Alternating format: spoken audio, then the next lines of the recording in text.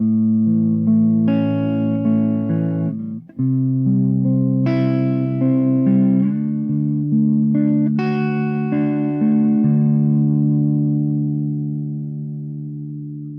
what's going on? Welcome to the Doug Show.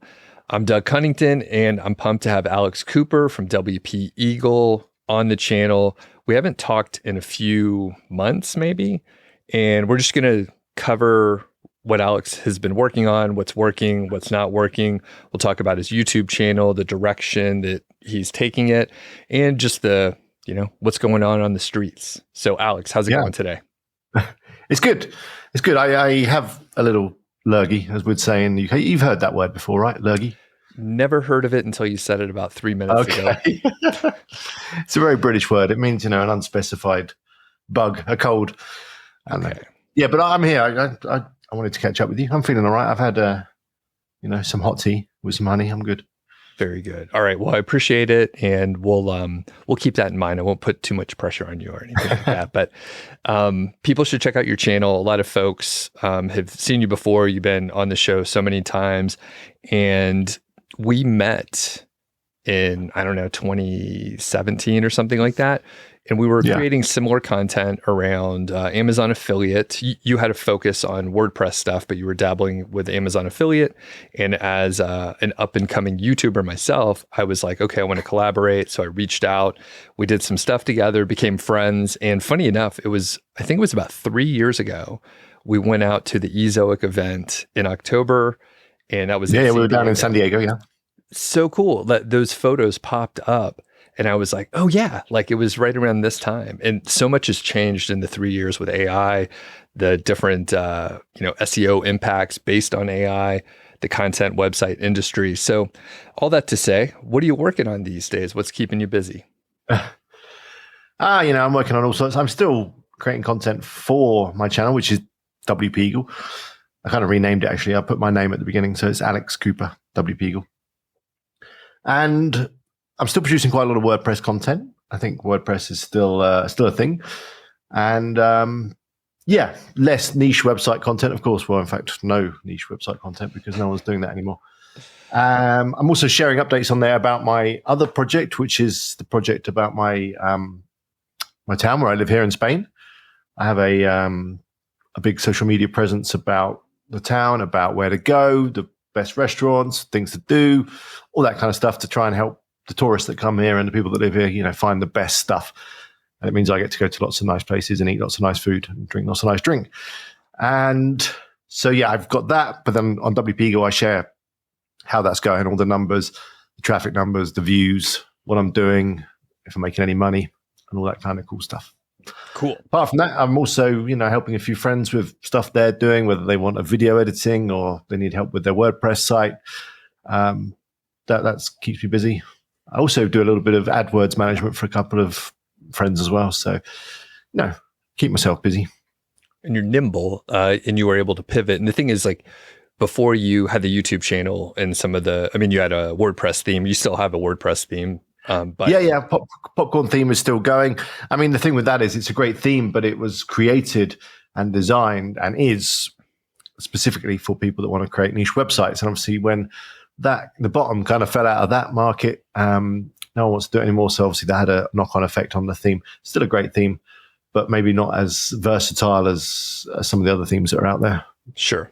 And like the useful features that you added for that specific kind of website, they're not really as relevant. I mean, they can be used, but like it was oriented around the documentation. I mean, if you still want to create a website, review products, that kind of thing, it's got great features for that. So you can have comparison tables and you could show off products in a great way.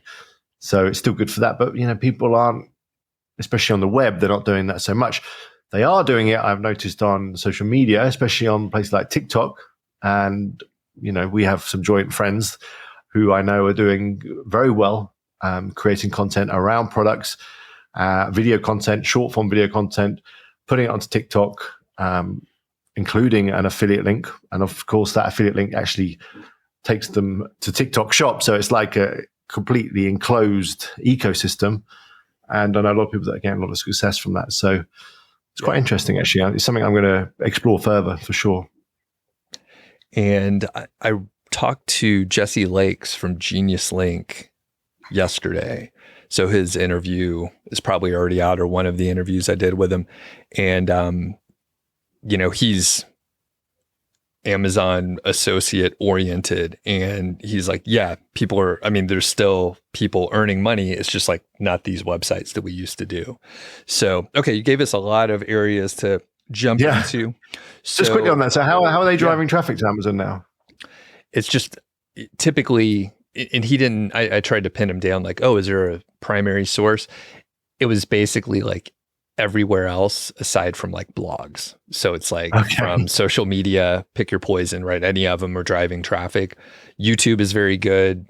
And it depends, on the niche. So some niches have really, mature communities and creators like on YouTube versus it depends on the demographic too, but you may have people that are on YouTube and they watch that, and other people are like TikTok. Like I'm not on TikTok. So like I know it's out there, but I'm not spending any time there. I don't even have it on my phone. So it's just, I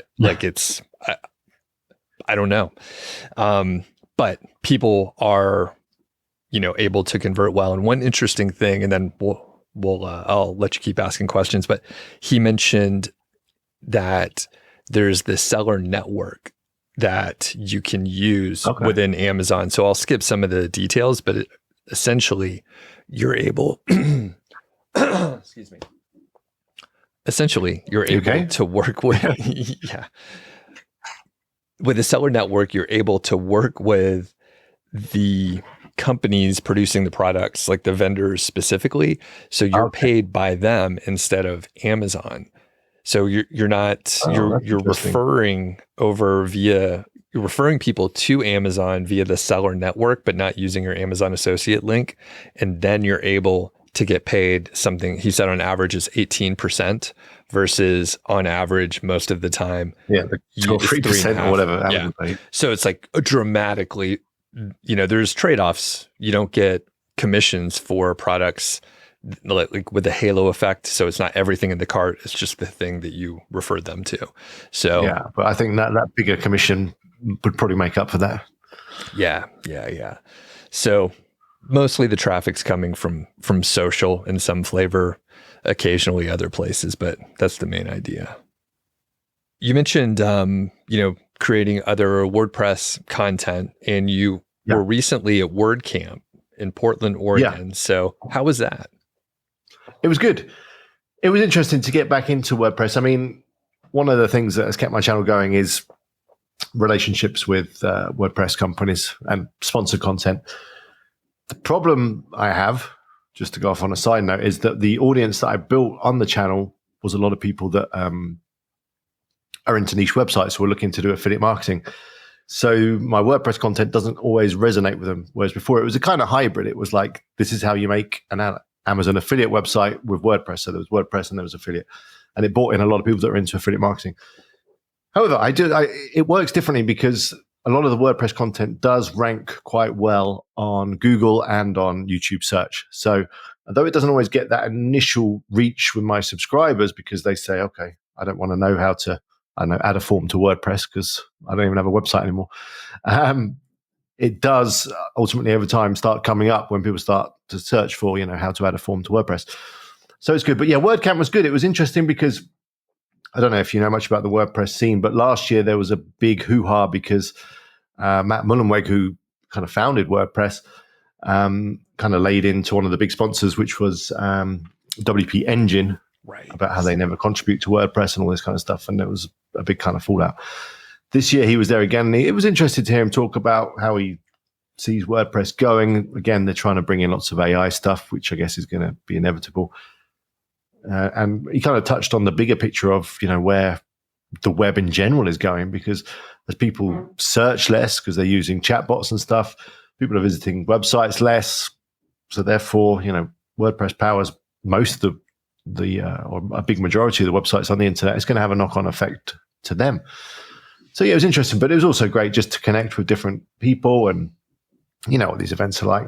Loads of free stuff as well. And I got taken out for dinner by hosting.com, which is obviously a hosting company, great domain name. And you know what it's like when you've got a YouTube channel, big or small. It's nice because you kind of get invited to these things just on the hope that you might make a video. Very cool. And to connect and meet people. So yeah, it was fun. And it's nice to, visit the States. I was only in the States for a week. Okay. I can't play too much America for too long. I have to get back to Europe quickly. Yeah. A lot of people here are the same way. But okay, that's cool. Did you go to mostly network, or was it like hoping to learn some stuff too and have some takeaways? It was mostly to network. I find that always is the benefit of going to any of these events. Back when I used to go to Affiliate Gathering not here, but back in the UK, Carl's event.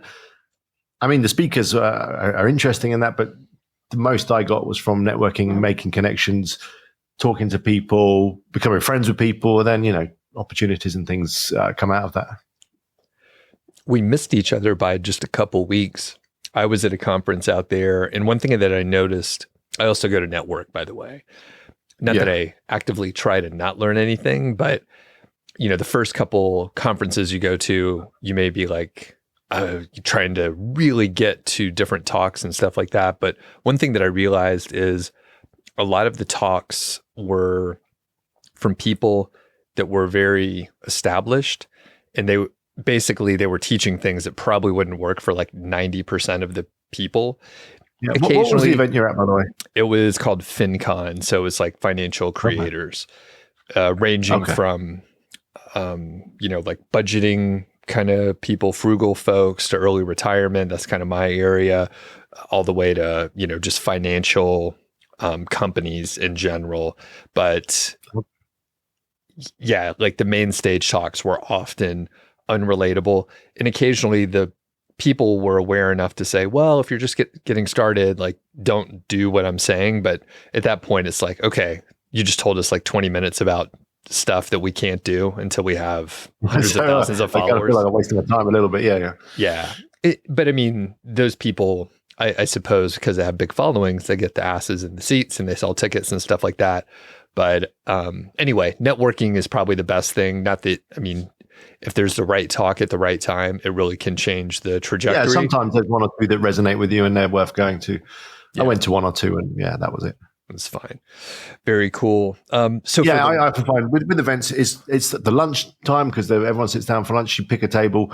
You never know who you're going to meet. You chat to some people. The events that happen afterwards, when people, that you see a group of people, you just say, hey, where are you heading? And they say, oh, there's a bar around the corner. We're going for a beer. You go to those. You go out for dinner with some people or whatever. That's where the real magic can happen. Yeah, absolutely. Like there's no replacement to like meeting in person. Like you can do it online. Like I thought we were friends before we met, but we talked online like this for many, many hours and like passed each other, on the internet often. So, but there's no replacement to spend like a couple hours, sitting around a table and drinking a couple beers. So especially if there's some beer involved, it definitely helps. And you say about learning stuff, but often you learn a lot from just talking to people because people share experiences and stories and stuff. And that's where you can really learn. And you've got a one-to-one session going on. What kind of WordPress content are you creating now?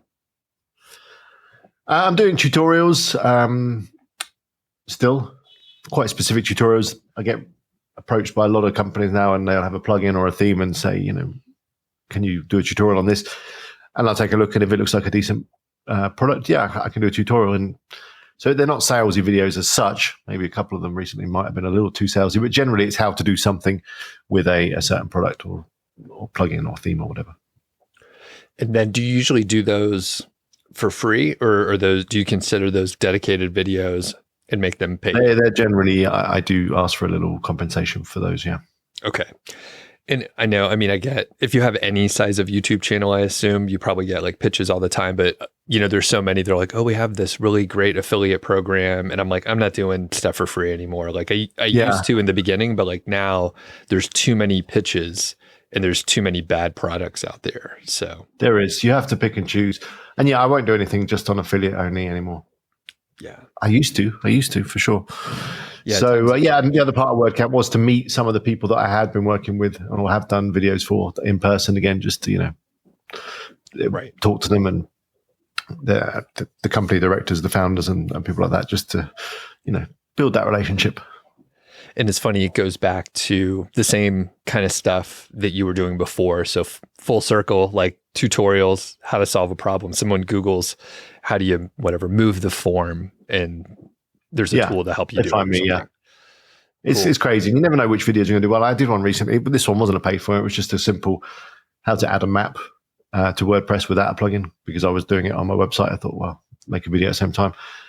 And it's got 5 figures of views and gets traffic steadily, gets comments steadily. And a lot of people say, thanks for the video. That really helped me out.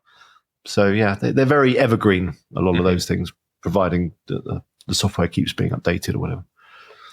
So do you have like a specific content plan for YouTube? Again, if you go to the talks, they're like, you got to have a content plan, you got to publish on a schedule, you got to blah, blah, blah. So like, how do you approach your, content planning or just publishing schedule? That's a good one. I'm quite sporadic. I don't have a content plan as such. I mean, as sponsor content comes in, I obviously do plan that as best I can and work around my life in general. I've got kids and other stuff going on, so I have to be quite flexible. Actually, on my Estepona Life project, I have more of a content plan, which is basically try and upload something every single day. And have been able to achieve that. Last few days I've been out of town, so I haven't been able to, but I still sometimes try. And by the way, this is short form content, which is far easier to publish every single day. So I'm always, whenever I'm out and about and I see something interesting, or even just walking along and the sun's out and the beach looks cool, I'll just take some footage. Then when I need something, I'll kind of montage it together as, beautiful Estepona sunsets or whatever, and just clump a load of things together using apps like CapCut or edits from Meta or any of these on phone video editing apps that make it super easy to kind of splice together bits of footage, add some music, push it up to Instagram and Facebook and TikTok and all the rest of them. And it's grown really well, actually. Facebook, incredibly, is the biggest. I think over 14,000 likes now. A lot of videos reels generally get well over 20,000 views. And in fact, I've been invited to the monetization program with Facebook, which I think is quite new. So they've started to pay me for the videos, which is nice. And just in general, I mean, I get a good vibe whenever I go out, because I do get stopped on the street quite a lot now, with people visiting the town saying, "Oh, we watch your videos, we love them. We went to this restaurant you recommended the other day; it was fantastic." And then I make sure that these people do tell the restaurant owners why they're there when I see them, and a lot of restaurant owners have been very happy and they love you, treated me to meals and drinks. And a lot of places I go now, I don't have to buy my coffee or beer or whatever, which is nice. It's like so seeing as I spend most of my money on coffee, beer, and food, it kind of balances out quite nicely. It makes me think of like, I don't know, like the mob movies where you like walk around town and then you walk in and they're like, "Oh, no, you do not wait. Like, come on in. Like, come through, here's your table. And, here's your drink." Yeah. Yeah, it's a bit like that. It's good. Right. And I mean, I've tried to keep everything very positive, which is something I learned when you are reviewing places on a kind of local level. I did a few negative reviews because, of course, actually negative content always does really well. If I put a video up and said, I went to the worst restaurant in Estepona, or you won't believe how bad this food was, it's going to get a ton of views. But the comments and stuff that I got was just, I don't want that. People saying, "How dare you destroy, an established business? What gives you the right to say these things?" And so I pick and choose the places I go to. I go to the places that I know are good, or the places I know I like, and then I create content about them. I know that I could build a really good channel by doing negative stuff, but I just, it's not my style. Right. Yeah. Smart. I mean, if you're thinking that negative energy and then you have to deal with the comments and the other interaction, like, it's not worth it.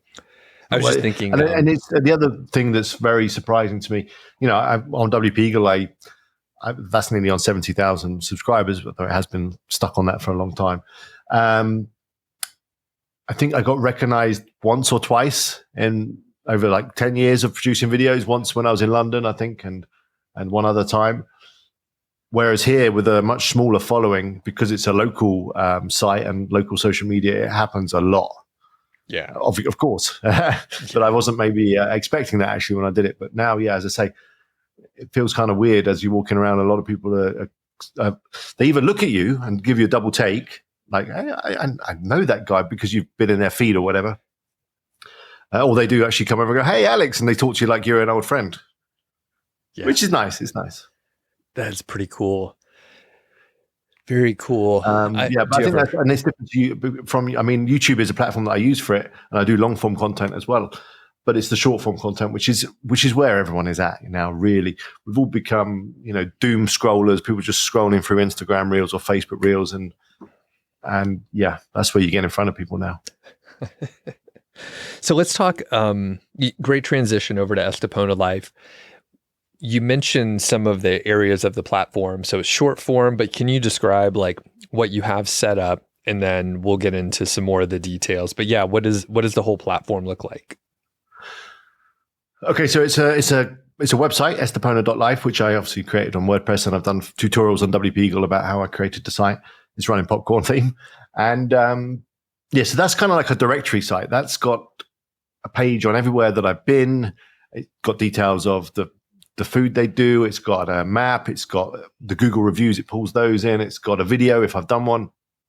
So it's like a directory site. So if people go on Google and they do a search for a specific restaurant or bar or cafe, my website generally is near the top. It's up there with the map results because there's not too much competition. And then there's the social media, which is the other side of it. So there's YouTube, there's TikTok, there's Instagram, there's Facebook, and there's X, but X doesn't seem to be working. I think X it's got its own thing. It's for people's opinions and stuff. Videos and whatever don't seem to work there. So I create long form content about places I go. When I say long form, they're only 5 to 10 minute videos of me going to a restaurant, showing it off, eating some food, talking about what I'm doing, that kind of stuff. And then the short form content it could just be a minute of me just talking about something, I'm down at the beach today and look at this, or, something funny I've seen. It could just be clips of me walking around with some music, me not actually in frame, just, nice scenes and stuff like that. That often does really well. I could just, like I did video just the other night of a lot of people walking on the front here and the sun was going down. It was a beautiful scene, just panning across to the left, put some trending music on it from a film that was out. And yeah, it smashed like 60,000 views. And it's literally a 15-second pan of the sunset. What the kind of effort you'd have to do for YouTube to get that kind of views is crazy. Right. So, and then also the final thing I use the short form content is to drive people to the website. And that works really well. So I'll stand outside a restaurant and I'll say, hey, I'm outside, Bob's Burgers Bar here. I had a fantastic burger the other night, and, flash up a quick clip of the burger. I've just done a full video and a full review over on the website. Do go check it out. And I see big spikes of traffic to the website when I do that. And of course, on there's the embed of the YouTube as well. So YouTube benefits from that too. Great. Super interesting with, like you said, the amount of effort for like that shorter form video to get 60,000 views and all that kind of stuff. Obviously, like you've done some very targeted long form YouTube videos where there's like an affiliate offer specifically, maybe it's a plugin or something, and you could earn a lot of money from whatever, 3,000 views because it's so targeted. True. So when when you talk about this, and then when I look at the views that our channels get now versus what they used to get back in the day, I'm like, 60,000 views, super cool, interesting. You've done a lot of work, you built up to be able to do that. But I'm like, all right, what does that pay at the end of the day? Like you're building the following, but from my, business aspect and the marketing aspect, I'm like, okay, does that equate to anything at all?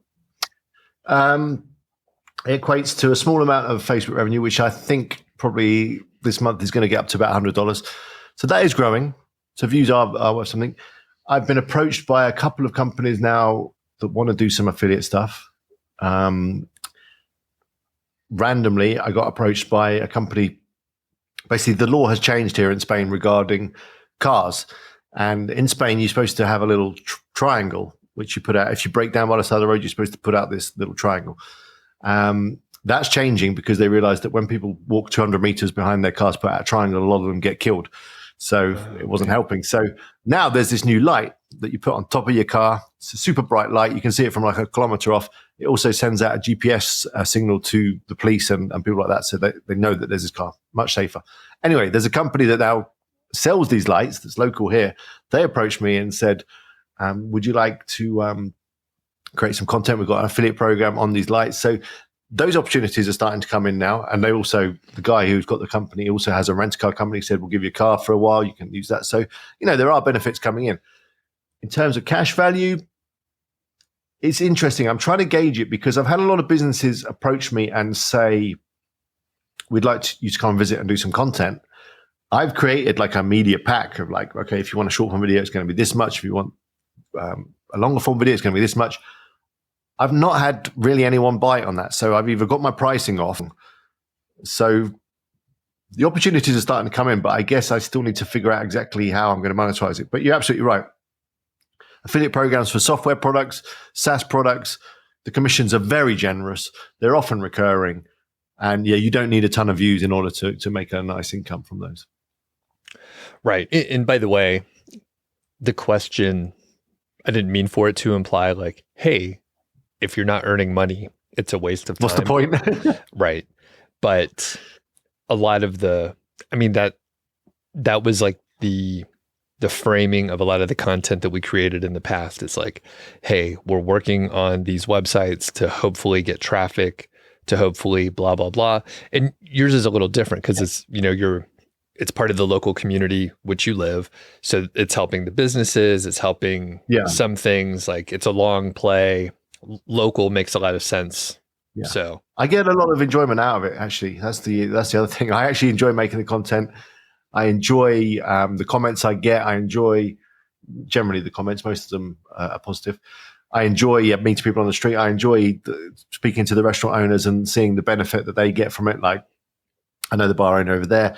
He's this side of town, which is not that touristy, but my videos have brought tourists to his restaurant, and he appreciates that. He always smiles when he sees me.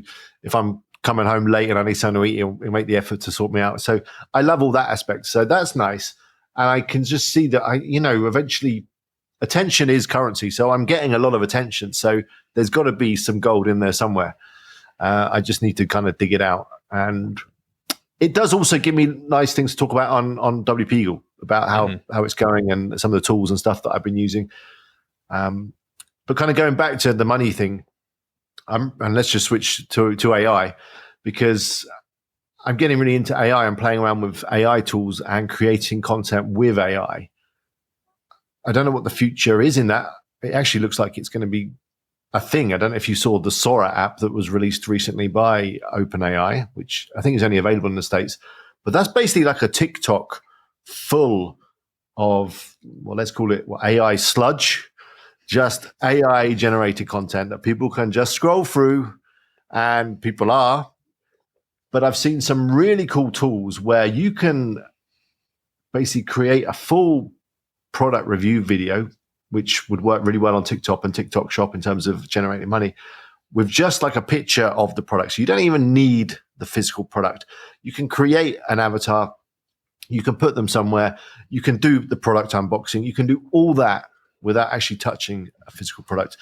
And the reason why that excites me is because I'm on WP Eagle, and I think I'm going to stick with the same channel. I mean, I've debated whether I should just create a brand new AI-focused channel or whether I stick with what I've got. But I think it should resonate with my audience because they're into, making money online and doing cool stuff, into exploring these AI tools and starting to create content about these AI tools, how to use them, which ones are cool, which ones aren't. And of course, all these AI tools are hungry for business, and they have very generous affiliate programs. Right. Man, I haven't played with it at all, Sora, that is. But my brother-in-law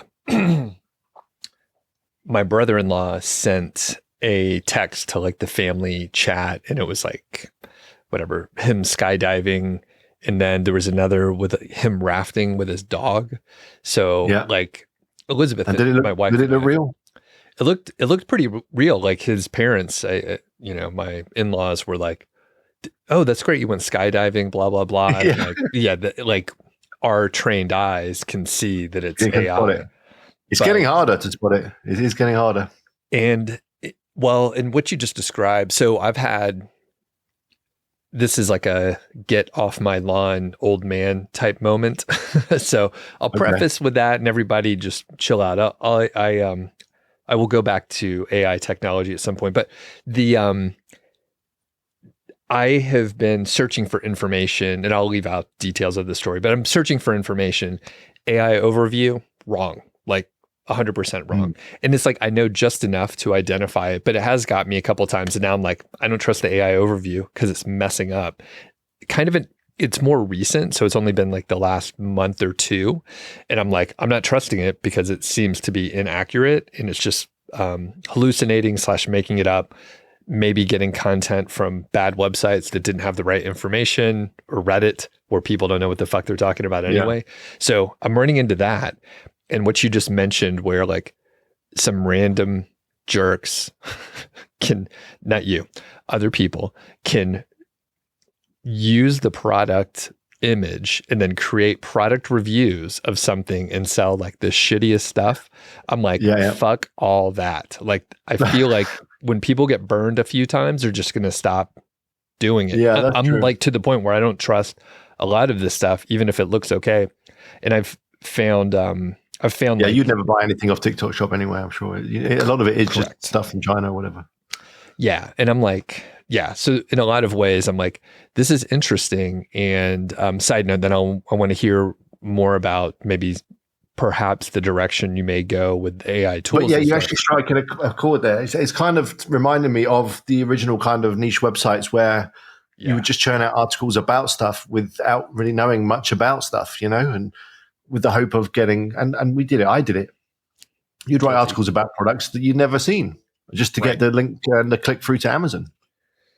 Right. And a lot of people did that. And it's kind of going full circle on that in a way, but now it's video content, and it may not even be real video content. It might be AI video content, which it ultimately ends with just the internet being full of shit, doesn't it? That's where that ends. Yeah. And I've, there's like the dead internet theory. People watch videos. Don't go down the rabbit hole too far, but are you it will be. I think it will be. It'll just be shit content created by robots. All the comments will be robots just talking to each other. There won't be any humans anywhere. And I mean, YouTube is my poison, right? So that is my social media or content of choice, but I'm spending less time on any meta products. Like I used to scroll around a lot more on Instagram, but there's so many fucking ads, and then there's so much just the AI slop that you're talking about, where it's just like there's so much that's like just not real. But a long form vlog where it's like 20 or 30 minutes can't be fake. There's imperfections, there's issues with it, and I do enjoy that for certain time wasting activities that I do. Yeah. But I don't know. Well, your point is there's a lot of tools, and you actually like them and you're using them, and you could help other people use them for good, not evil, which is where I immediately went to.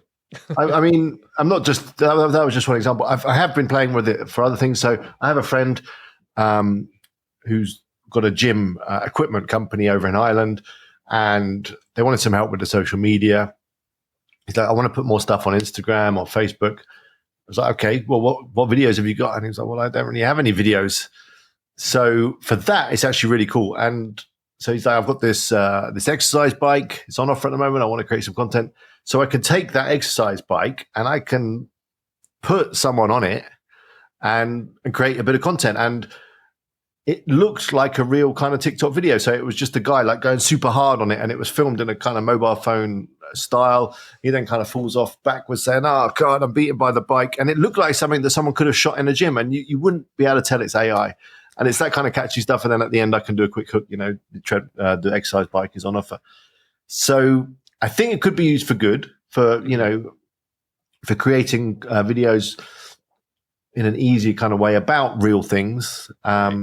When you don't have time to create the content in real life. And I think it's going to be a real thing. And I can see, for example, companies selling clothing, that kind of stuff, rather than doing a whole video shoot where you're going to need models and stylists and lighting and videographers and editors, probably about 10, 15 people just to get a shoot done. You could do that just with a couple of people, and you can create some AI models. You can put the clothes on them. You can stick them on the beach, and it will look great. And those kind of tools do kind of excite me. And I think there's probably an opportunity to create content around those tools. And I see a lot of AI channels, not AI content channels, but AI channels talking about AI tools blowing up on YouTube right now. Right. Yeah. It is obviously there's going to be more and more tools are going to get better and better. And there was a little stretch where I was doing more AI content, and those videos blew up compared to other stuff that I was doing.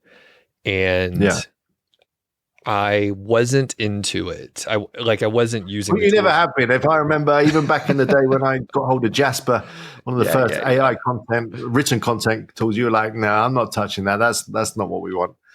Actually, I feel like I've been in AI for quite a while, because this was before ChatGPT and all that stuff. Yes, 100%. Yeah. You're right. And it took me a while to come around. And then I was like, this is getting much better. And there certainly was a stretch, probably, I don't know.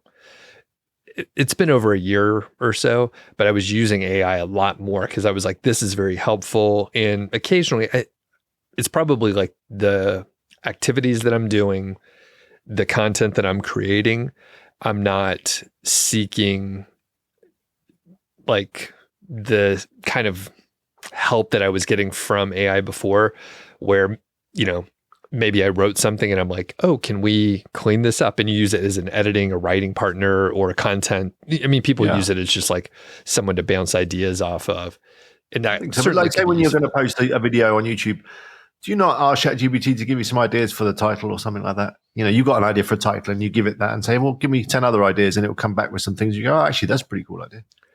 Usually I'm into script, which, man, what a buggy tool. It's pretty powerful, but like, man, like whenever I try to do something, it takes 10 times longer than like a tool made for video editing, for example. But I used a script and it will give me some suggestions. And then, I'm assuming they're using ChatGPT on the back end. I don't know if they most of them are, yeah. Yeah. So yeah, for some of that stuff, very minor. And I try to stay away because I was finding that I was using it so much that I think my brain was atrophying a little bit, where I was just like not critically thinking through something. So usually I'll sketch stuff out on paper that's first. That's a real risk. That's a real risk. I think it is going to make us all stupid. Because you don't think about, I find myself falling in that trap. I just don't, because I don't need to think about anything anymore, right? Yeah. Yeah. And you can just ask GPT or some AI. Why do you need to think? Because back in the day, you wanted to brainstorm some ideas, think of some video titles. You'd sit down for half an hour, you brainstorm, you get some ideas down, and you'd go from there. Now it's just like, okay, that one looks good. I'll use that. And like, side note, so I will tell you a little project. I've been playing guitar more, which I think the last several times we talked, I was like, oh yeah, I'm playing guitar more. I'm not sure if I'll be able to I won't put the image up, but basically upgrading pickups in an electric guitar. And I took a lot of electrical engineering classes. So back in the day, 25 years ago, I was pretty good with a solder iron and I could wire up some stuff. A guitar is very simple. There's only a handful of wires. Ain't that much stuff going on. So I was like, all right, I could do this. I ran into some issues. So right now, like the pickups are out. When I tried to hook it up and like I soldered, I did a horrible job, but like I soldered, got some stuff going. As soon as I plugged it in, it was just like a buzz, like no sound that you wanted. All that to say, like our brains have atrophied, but I'm like working on a physical thing where it's like, this is all fucked up and it's not working. And I have to like troubleshoot. So I have to like find the short. I have to like test the wires. I have to physically look at it. It's like exercising my brain in a different way than I have in some time. And I'm like, this has been a little bit of a nightmare, but at the same time, I worked on it for like 8 hours in one day, just like working on it, checking, fucking up, fixing it. And then eventually I'll get it. But it's been a different exercise in the physical world versus like, all right, I'm trying to make content online or something like that. So totally like got my attention and made me focus. So total tangent. Any thoughts on that? Yeah, I think you should definitely do that. So you didn't ask ChatGPT to help you fix it? Oh, Jesus. No. I was going to say, one of the issues that I ran into early on was AI overview, where it was like, oh, here's the size of this wrench. And it was like, again, it's based on Reddit threads and other things on the internet where there's like all these opposing ideas. And some of those websites that it's probably getting info from, it was written by AI anyway. So I'm like, so I'm AI was staying training away. AI. Yeah, that's not good. Eventually, so I do have a friend who's an electrical engineer in town and has built some guitars. So he was like, oh, I could help you troubleshoot. But he was like, basically, yeah, like you have to test the leads, see if you got a ground loop, see if you're shorting anything out. And then the other thing, I'll eventually, if I run into a huge issue, I can call the pickup company and just say like, hey, here's what's happening. And they would probably say like, you probably have a bad potentiometer, whatever, like check this, check that. So, okay. Yeah, but it could ask ChatGPT. That's where you were getting at, right? Yeah. I would have asked ChatGPT. I'd have sent it a photo or something and said, "What's going on here?" Gotcha. I don't know whether it would help or not. Sometimes it funny because it always gives the impression that it's going to help and it's very knowledgeable and knows exactly what you're talking about, but a lot of times maybe it doesn't. Yeah, it's like talking to. No offense to the teenagers that are listening to the show. I'm sure there's hardly any with my old man attitude, but. Yeah, it's like talking to a teenager, like overly confident, kind of don't know what the fuck they're talking about. And it's just, okay, I'm not going to work with it. All right. So do you have any other like AI related thoughts? You got some cool tools, videos getting hot. What else is on your radar with AI? It's the video stuff that's exciting, but there's also some music stuff, which you're into music. I mean, did you see there was that band on Spotify that was doing really well, and then it turned out they were AI? Yeah. That's kind of scary in a way. But no, we're obviously at the beginning of what is going to be a huge shift in everything, and I think you need to make sure that you're on top of it, because the people that are going to survive and succeed are going to be the people that understand and know how to use these tools and can recognize these tools, can recognize the AI videos. And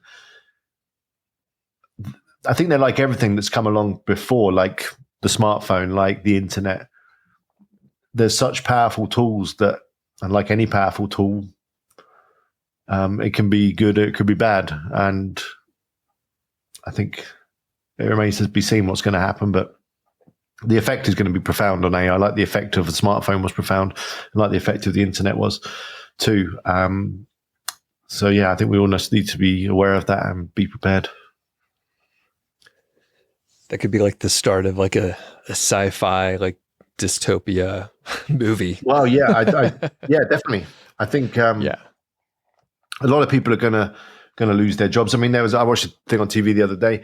They did a little test where they got 4 professions. They got like a doctor, a lawyer, a fashion kind of fashion shoot person that does videos for fashion, and one other profession that escapes me right now. And they basically tested them against AI and things like. I mean, thankfully the humans. Oh, it was a composer actually in terms of composing for video, and thankfully the humans did come out overall on top.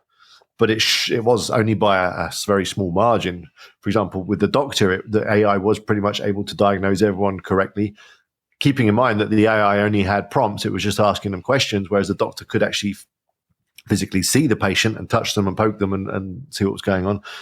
And the AI pretty much got it right, and the AI did it in a fraction of the time. With the lawyer, again, the lawyer's documents that were prepared were better. Probably they would stand up slightly better in court. It was for debt recovery, but cost 4 or 5 times, in fact 10 times more than the AI documents. So yeah, there's a lot of professions, especially creative professions and maybe scientific-y kind of professions, legal professions, a lot of professions that are going to be affected. And I think to be on top of these, if you are a lawyer, you need to be a lawyer that uses AI, because I think a combination of a good human and a good AI is going to be unbeatable. It's crazy to think about, but I was going to say I would go down another huge tangent. Side note, did you see the story of, it was, I believe, Deloitte in Australia? They had something like a $400,000 like deal report that they were working with the Australian government on, and Deloitte used AI. And when the government was going through and checking the sources and all that stuff, basically it was a hallucination situation. So there were references that like didn't exist. A lot of it was just kind of bullshit. Super interesting story, but they got busted for using AI. Yeah, well, that's just using AI badly, isn't it, really? Right. I mean, yeah. To prepare documents and to prepare contracts and to do all kinds of things, you can definitely use AI, but you can't just rely on it solely. You can't just press the button, not even look at it, not even check it, and send it out the door. Which that's irresponsible. And that's the kind of thing, like if you're at university or school right now or college and you think you can just churn out an essay using ChatGPT in 1 minute and hand that in, that's not going to work. But you could use AI to certainly help you produce that essay in a much more efficient manner. Yeah. Yeah. And it's one of those deals where like we had no idea, like with smartphones, great example, no idea the capability. It's like, oh, very interesting, might change some things, but we had no idea what it'll do. And I assume it'll be a similar thing where like people are making predictions. We're talking about it now. It's going to be but we completely never different. Yeah. And it's the negative effects that you never predict. And, you know, like I was out having lunch the other day in Malaga in the city, and I'm sitting there with a friend, and on the next table, there's a family of four. There's the mother, the father, the two kids. All four of them are just looking at their screen. They're not talking to each other or even looking at each other. And you see sites like that and you just think, that's a downside to the smartphone. I mean, it is an amazing tool to have in your pocket, but when you see people, and like even just walking on, you see so many, especially younger people, I will say, because it is younger people, they can't even walk along the street without scrolling their phone. I mean, they must walk into all kinds of things. I don't know, that you can't even just be out and be present and just take in the world around you. You're just still on your phone. Yeah. And that makes me sad. Yeah, I mean, we're part of the problem. We're producing the content that they're scrolling through. I'm part of the problem as well. But, you know, I don't know. It's great in small bursts, like a lot of things, but people just get hooked on it. And it is a big dopamine hit, the phone. Mm-hmm. Yeah, it's tough. Well, we got to wrap up here in a second, but I'm just curious. Are you like, do you consume like Reels? Are you an Instagram? Are you in there because you're creating the content, you're seeing what's hot? Like, do you get sucked in? I do. I try to stop it. I'm not as bad as hopefully I could be, but yeah, I'll go onto Instagram or whatever just to check how my Reels are doing. And then suddenly I'm down the hole and I'm swiping and there's all this crap coming up and you just have to put the phone down. Yeah. It's bad. It's bad. And you mentioned TikTok. I have TikTok because I'm posting stuff on there, but thankfully I haven't got hooked on that just yet. I don't know why. Instagram Reels does get me though sometimes, but not even YouTube Shorts gets me sometimes. I'll just go on to YouTube just to check something, and then before I know it, I'm in the Shorts feed. And it's very interesting. Yeah. Well, this is how tech repairs in a lot of ways. In all, so I typically do a good job. Like I said, I do stay out of like some of the rabbit holes that you can go. But if you see me at the gym, I'm usually trying to find a YouTube video to watch. So I will I'll scroll and I'll like look at, I'm looking at like guitars and music equipment. So I'm just like reading on there. So like, I'm no better than anybody else. It's just like, I have a different outlet. The good part is like, I'm not buying stuff like constantly or anything. So it's very easy for me to just like put the phone away. I don't miss it. I don't think, hey, I need to keep scrolling and looking, but I'm no better than anyone else. So if you see me at the gym, I probably got my head down. That's good. I hope that when you go out for dinner with your wife, you sit and talk to her rather than both of you sitting on your phones. Yeah. And I have great friends around. Yeah, when you're out with your buddies, you're not all sitting there just scrolling because there's nothing sadder than that. Yeah. To see a group of people out with each other and they're just looking at their phones. So what's coming up in the next few weeks, few months? What's coming up? So more WordPress content, more AI content. I mean, I have dabbled with the AI. One last thing I haven't mentioned, that on Estepona Life, I created a load of T-shirts using AI, using a print-on-demand AI tool, which is pretty cool. I sold quite a few of those T-shirts. So that was fun. That was interesting. Again, just kind of giving the AI tool a photo or some inspiration about where I live here, and it creating some really cool designs, picking the best ones, and then printing them on t-shirts and mugs and that kind of stuff. So that was fun. But yeah, more content on AI, on WordPress, on how my projects are going, and whatever else I see fit. I mean, I put a question out on my last video about where my community were, and yeah, a lot of people are still working on stuff. And also, of course, the video that you featured in recently, you were in that one, weren't you? Where Yes. I called up with what everyone, the old school YouTube collective, what they're all up to. And generally it was positive, although a lot of people, well, not a lot of people, a few people didn't join me on that. And I think the reason they didn't want to join me is because, yeah, they weren't in the game anymore, which is a shame. But the majority, I'd say, have found something and are making it work. Very good. And Do on check your out that video if you used to be a follower of mine and Doug's and that whole group yeah. of YouTubers, yeah. And you do cover some of the like the revenue and some of the numbers for Estepona Life on your channel with some videos, right? Yeah. I try and do an update every month or two on how it's going, the growth across social media, across the website, traffic, print on demand, sales, all that stuff, email list subscribers, because that's growing quite well as well. That's growing nicely. So yeah, all that stuff. Perfect. Yep. Because I didn't ask any of those questions, but if you are curious, you can head over to Alex's channel and check it out and just, look through all his videos. Yeah, it'd be good to see you.